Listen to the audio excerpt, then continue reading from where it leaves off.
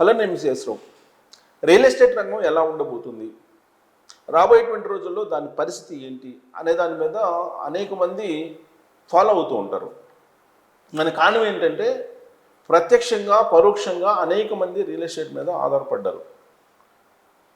నగరీకరణ పెరిగిపోవటం, పట్టణీకరణ జరగడం, వీటి కారణంగా అనేక మంది చదువుకున్నటువంటి వాళ్ళు, చదువు లేనటువంటి వాళ్ళు, ప్రత్యక్షంగా పరోక్షంగా లబ్ధి పొందుతున్నటువంటి వాళ్ళు చాలామంది ఉన్నారు రియల్ ఎస్టేట్లో. అందుకే రియల్ ఎస్టేట్ పడిపోయింది కాబట్టి ఆ కారణం చేత అనేక మంది ఉపాధి అవకాశాలు కోల్పోతూ ఉన్నారు. దీని మీద ఒక అధ్యయనం చేశారు. అధ్యయనం చేసి ఒక నివేదికను వెల్లడించారు. దాని ప్రకారం రాబోయేటువంటి రోజుల్లో టెక్నాలజీ, ఏఐ వాడకం పెరగబోతుంది రియల్ ఎస్టేట్ రంగంలో. ఆ కారణం చేత 2047కి ఇప్పుడున్నటువంటి దానికంటే 9 టైమ్స్ పెరిగేటువంటి అవకాశం ఉంది రియల్ ఎస్టేట్ యొక్క పరిమాణం అని చెప్పి అంచనా వేస్తుంది. ఎవరు అంచనా వేస్తున్నారు? Reimagining India's real estate landscape పేరిట ఈ ఫిక్కీ కేపీఎంజీ అనేటువంటి సంస్థ ఒక నివేదికను విడుదల చేసింది. ఈ నివేదిక ప్రకారం as of now real estate రంగం ప్రస్తుతం భారత జీడిపిలో 7.5% ఉంది. అంటే సుమారుగా ఇది 5,50,000 కోట్ల రూపాయలుగా ఉంది ప్రస్తుతం. అయితే పెరుగుతున్నటువంటి ఆదాయాలు కానీ, నగరీకరణ, సంస్థాగతంగా మార్పులు, పెట్టుబడులు, సాంకేతిక వినియోగం, ఈ కారణం చేత రాబోయేటువంటి రోజుల్లో దీని వాటా మరింత పెరిగే అవకాశం ఉంది అని చెప్పి అంచనా వేస్తున్నారు. అయితే టెక్నాలజీ పరంగా ఎక్కువ కనుక వాడితే ఆర్టిఫిషియల్ ఇంటెలిజెన్స్ కానీ, బ్లాక్ చైన్ కానీ, డిజిటల్ టెక్నాలజీ కానీ వీటిని వాడడం ద్వారా వినియోగదారులకు సరసమైనటువంటి ధరలకు ఇళ్ళని అందించగలము, అందించే దిశగా రియల్ ఎస్టేట్ రంగం వెళ్తుంది అని చెప్పి ఈ నివేదిక చెప్తుంది.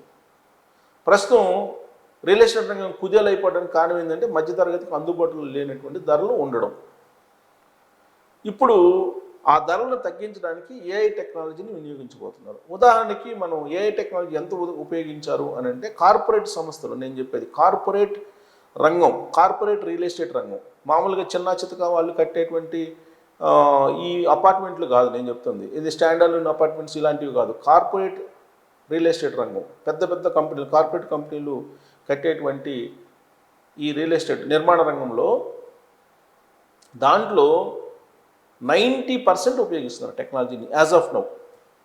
మనకి చూస్తే కనుక దాని వినియోగం 2023లో కేవలం 5% ఉంది.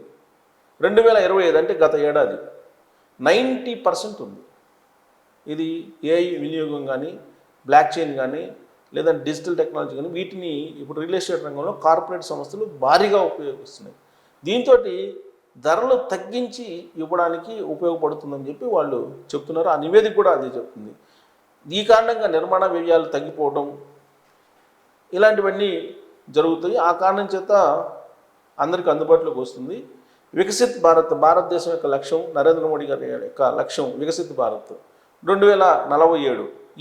ఈ రంగం కాస్త ఇప్పుడు 16 బిలియన్లకి చేరేటువంటి అవకాశం, మూలధనమే 16 బిలియన్లకి చేరేటువంటి అవకాశం ఉందని అంటున్నారు.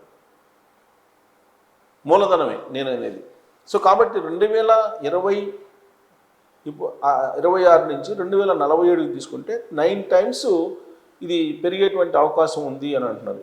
డ్రోన్లను వినియోగిస్తున్నారు, బ్లాక్ చైన్ ఉపయోగిస్తున్నారు, ఇట్లా రకరకాల టెక్నాలజీని ఉపయోగించడం ద్వారా రియల్ ఎస్టేట్ని మరొక స్టేజ్కి, మరొక లెవెల్కి తీసుకెళ్ళిపోతున్నారు కార్పొరేట్ సంస్థలు అని చెప్తున్నాయి. ఇప్పుడు 2040 నాటికి ప్రస్తుతంతో పోలిస్తే 9 రెట్లు పెరిగే అవకాశం ఉందంటున్నారు. అంటే ఇప్పుడు $5.8 ట్రిలియన్ అంటే 49 లక్షల కోట్ల రూపాయలకి చేరుకుంటుందంట అప్పటికి రియల్ ఎస్టేట్.